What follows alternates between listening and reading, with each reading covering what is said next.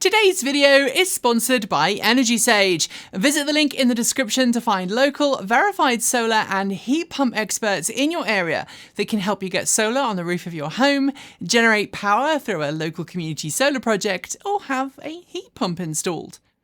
Concerns over when and how to charge are one of the more common reasons people cite when discussing why they're not making the switch to electric, and for those who have made the switch, there's absolutely no denying the fact that there are a whole new slew of different technologies to learn relating to EV charging, from the types of connectors used to the speeds of charging, and even in some cases, the different payment methods offered for public charging. And if you're new to EV ownership, you'll be pleased to know we recently published a brand new guide on this channel.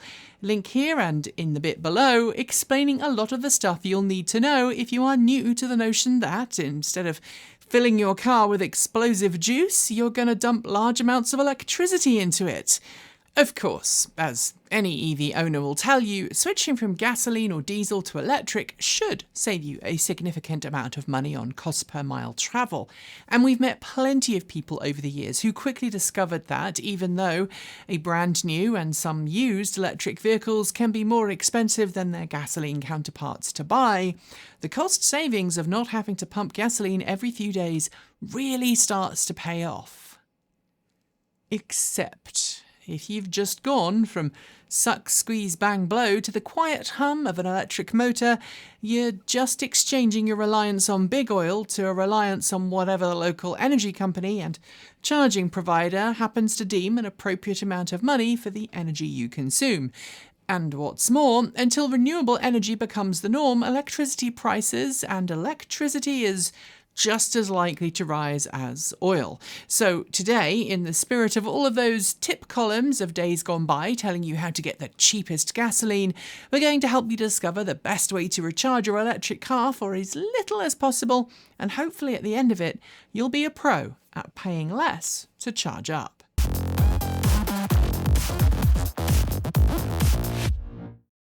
Before we get too far into today's video, let's acknowledge that just as gasoline prices vary from region to region, so too do electricity prices, as do the carbon footprint, aka the cleanliness of the electricity you're using to power your car. And because of the rise in anti-EV sentiment we're seeing lately, we just wanted to acknowledge that we've actually made several videos in the past that touch on EV carbon footprints and how clean the electrical grid actually is in comparison to fossil fuel vehicles. So we'll make sure we link to those below. Okay, so you've got an EV and you've noticed, as many have, that electricity prices are on the rise. And you're also wondering just what that means for the daily costs associated with driving an EV. Just how can you keep your EV running for as low a monthly cost as possible? Well, luckily, there are many different ways to tackle the problem. Some relate to where you charge, some relate to when you charge, and some relate to the type of charging you pick. But there are also some other good tweaks you can use to save money, such as where you get your electricity from and sometimes even what type of charging station you install at home. The first thing I want to point out is that the more efficiently you drive, the less electricity you'll need to use for a given distance, and ultimately, the less you'll spend on charging. For everyday commuters, the difference between driving efficiency and just mashing your foot down on the go pedal is likely to be pretty small. But if you are someone who does a lot of long-distance highway speed trips, or someone who has to use a fast charging station to fill up your battery pack every time you charge, you'll likely notice the difference in your pocket. The same is true if you live somewhere with extremes of temperature or pretty nasty weather for a significant portion of the year.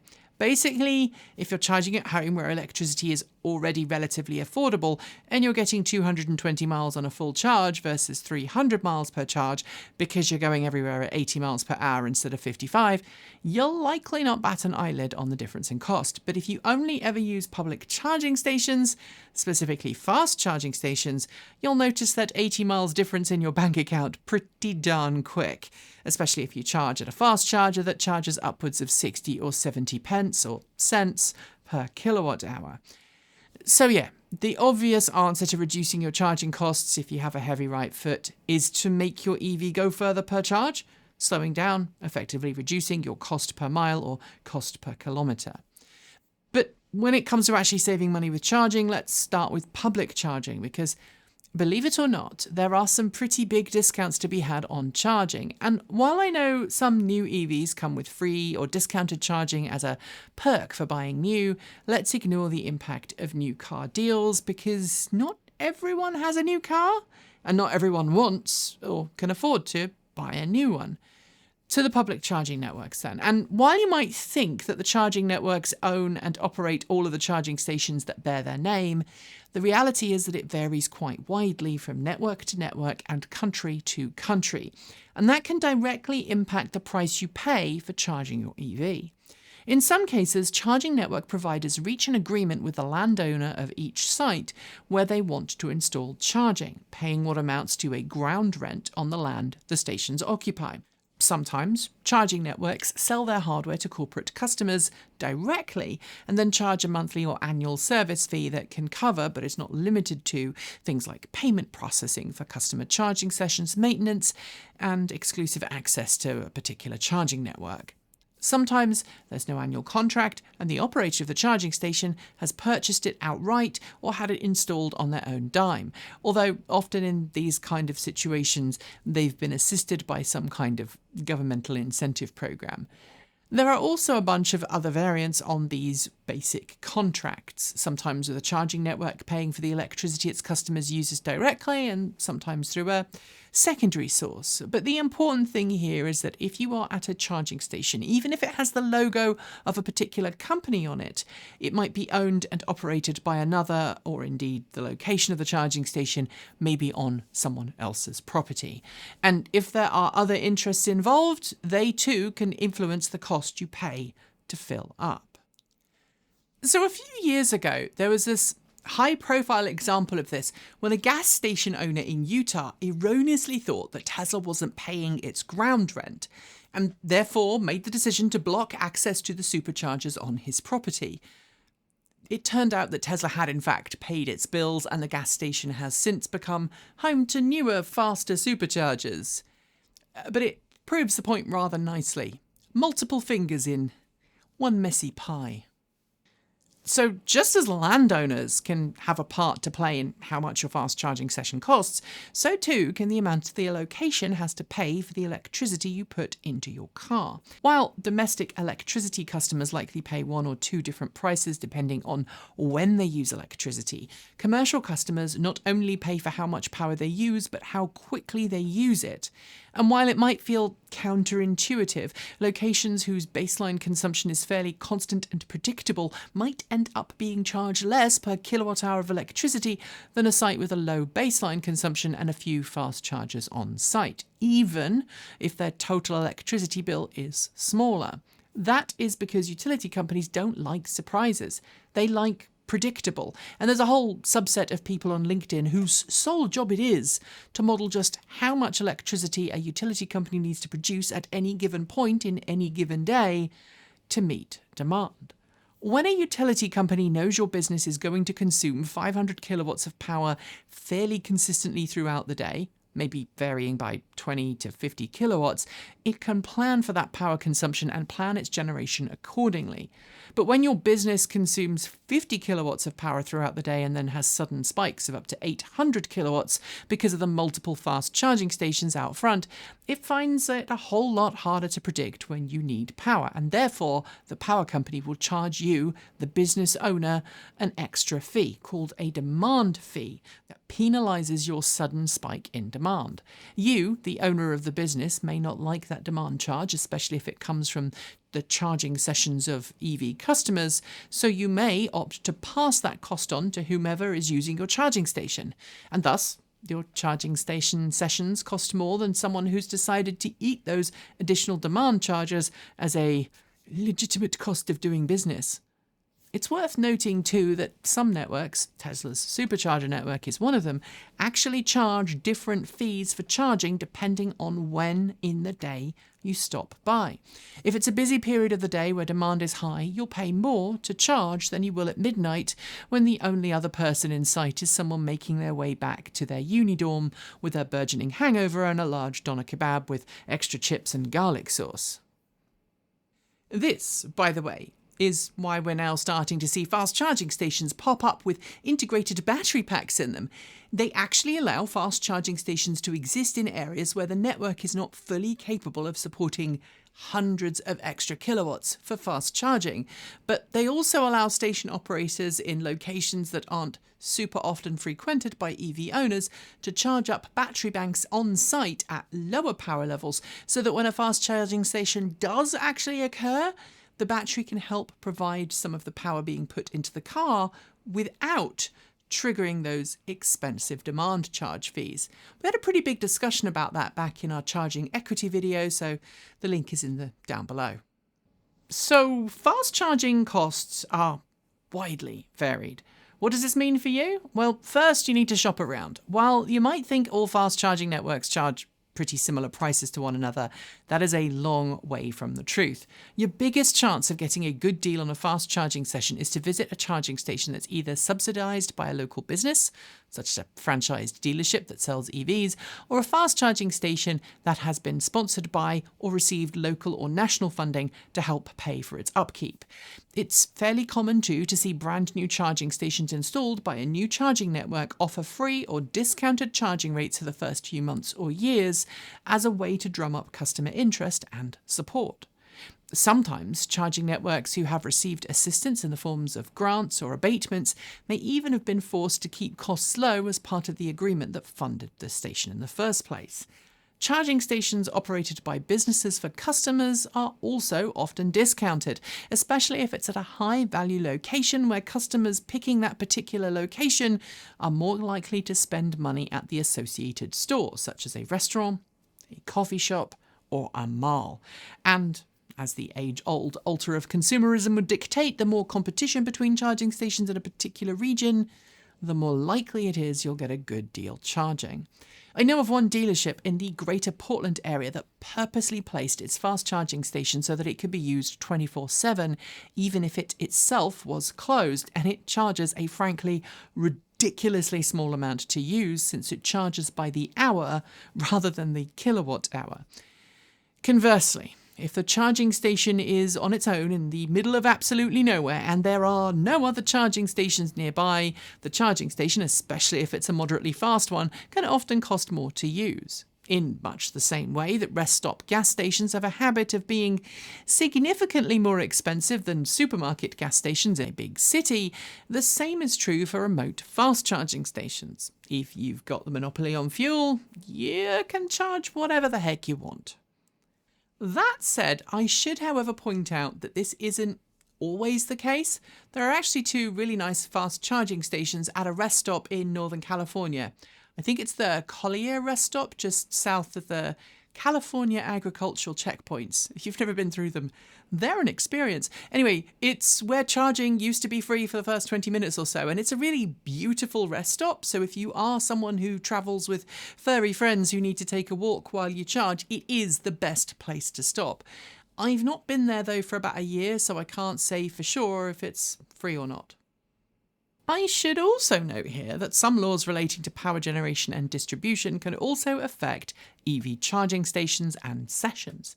In some parts of the world, for example, charging networks are prohibited from charging you per kilowatt hour that you put in your vehicle, and instead they must charge you for the time you spend at the charging station.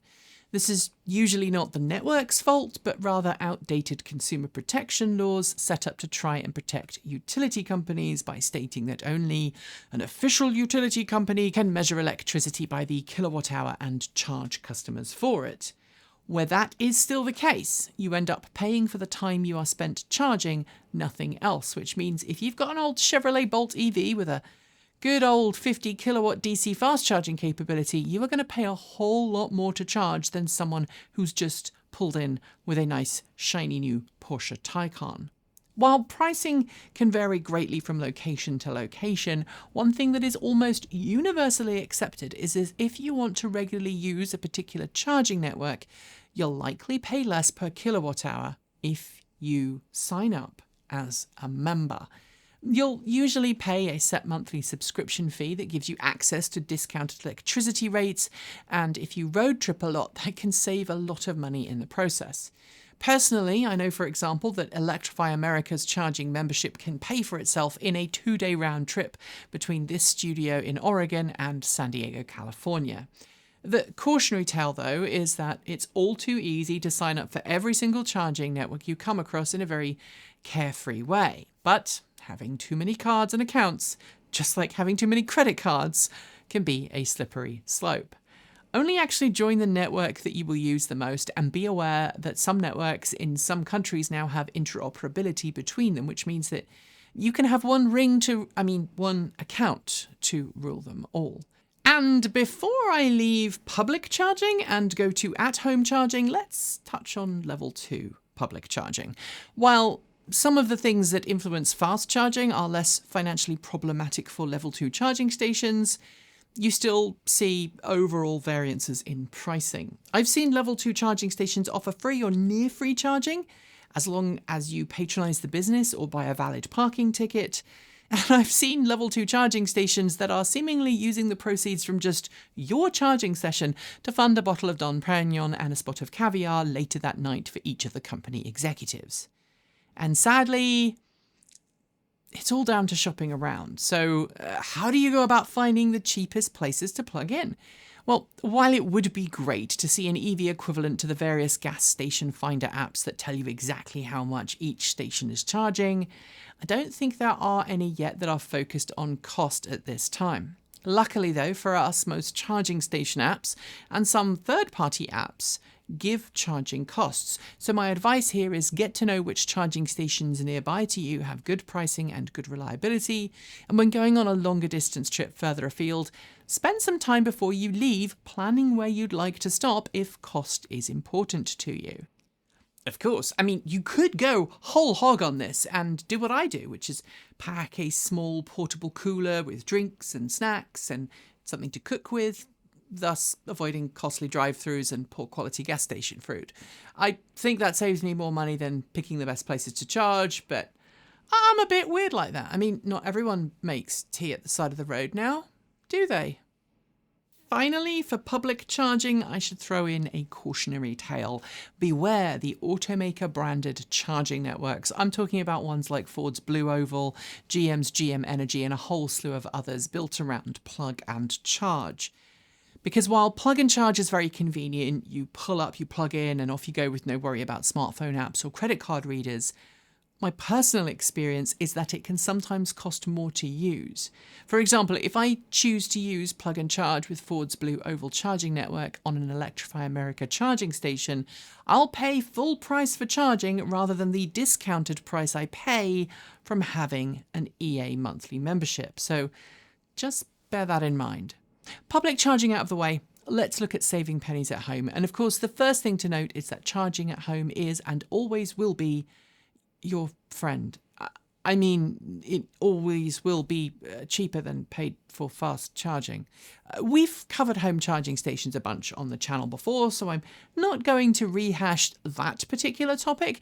But the first way to save money on charging at home, at least long term, is to make sure that you use your own power that you've generated on the roof of your home, which is where today's video sponsor, Energy Sage, comes in. Because even if you are charging your EV at night when there's no sunlight to harness, energy you generate during the day can easily help offset your EV's daily energy consumption. Energy Sage helps homeowners connect with local verified solar installers across the US and now heat pump specialists in select markets who really know their stuff and can help you navigate the process of installing solar panels, help you join a community solar program, or get a heat pump installed. We used Energy Sage when we were looking for installers willing to help us put solar panels on the roof of our home, and our Energy Sage verified installers were professional, knowledgeable, and even put us in touch with a truly amazing credit union that allowed us to finance our solar panels for as low a monthly payment as as possible. With the US federal government now offering 30% tax credits on all qualifying solar panel installations for the next 10 years, there is never a better time to get solar, especially with utility companies consistently putting up the price you pay for grid-consumed electricity. So follow the links below to sign up for either of Energy Sage's free, no-obligation services and get that ball rolling today. And if you choose to use an Energy Sage installer for your project, we'll get a small referral fee, so you'll be helping us out too. And thanks to Energy Sage for sponsoring today's video. Of course, if you are heavily into energy management, you can of course get very deep into the rabbit hole of solar charging. And if you're also into home automation, you'll find a whole slew of different projects out there that will help you figure out how to integrate your home charging station with the solar you're generating on your roof, ensuring that you charge your car with the energy you'll otherwise be sending back to the grid. And since most utility companies charge you more per kilowatt hour than they will pay you per kilowatt hour you generate, it makes sense to use any excess energy on site to charge your EV rather than sending it back to the grid. And if you'd like us to do a video specifically on that topic, let me know in the doobly down below. Of course, generating solar on your roof might save you money long term, especially if you're able to finance the panels for a great deal, but not everyone who can charge at home has access to or can afford solar panels. So there are some other options we should look at that could save you pennies on your home EV charging experience. One of the most obvious, of course, is to sign up for a time of use program with your local utility company. By paying more for the electricity you use during the day, you can actually pay far less to consume electricity during off-peak periods, which allows you to charge your EV overnight and perhaps do a load or two of laundry in the meantime. It's actually going to cost you a lot less. But time of use only really works if you're someone who has a predictable work schedule and you also work away from home. If you are like me and you have a home office and you consume electricity during the day, it can actually end up costing you a lot more. So be careful before you switch to a time of use tariff.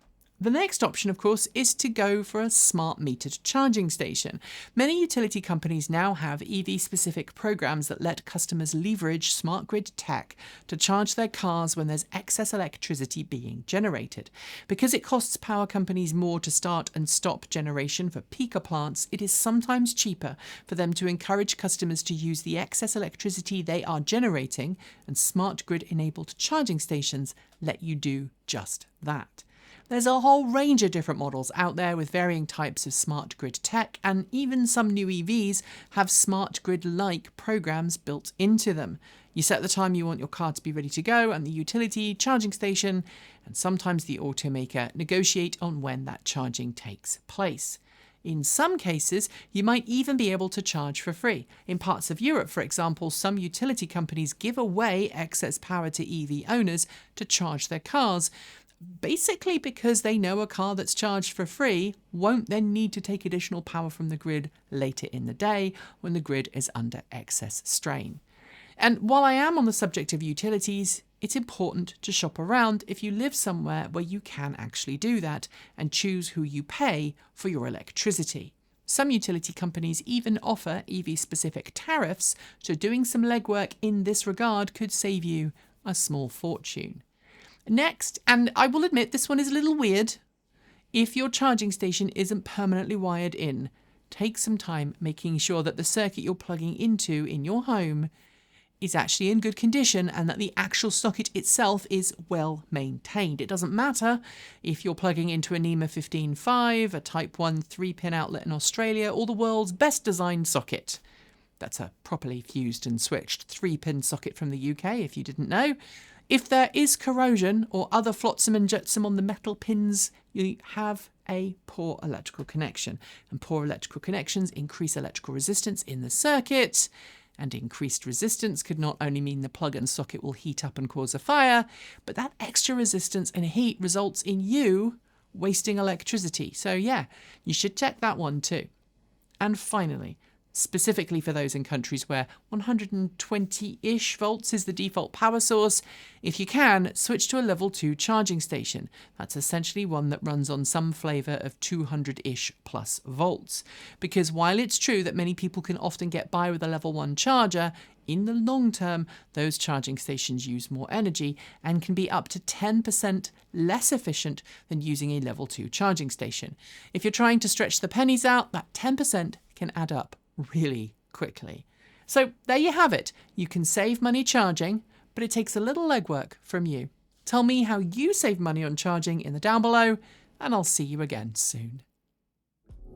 Thanks for joining me today, and if you've got thoughts, make sure you leave them below in our Discord chat room, or you can reach out to us on Mastodon. Thanks to the amazing list of people scrolling right by on your screen right now.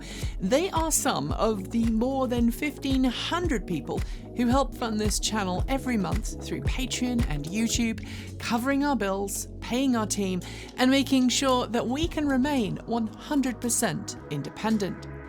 If you'd like to join them and see your name listed here, just follow the links below. There are a range of different tiers you can sign up for, from as little as $1 a month, or if you pay yearly, just under $11 a year. A massive welcome to our newest supporters: Carl B. Knapp, Stoyal Pankoff, Smithers, John Strott, Kelly, Joseph Valentinetti, John Flint, and Nate Fritz.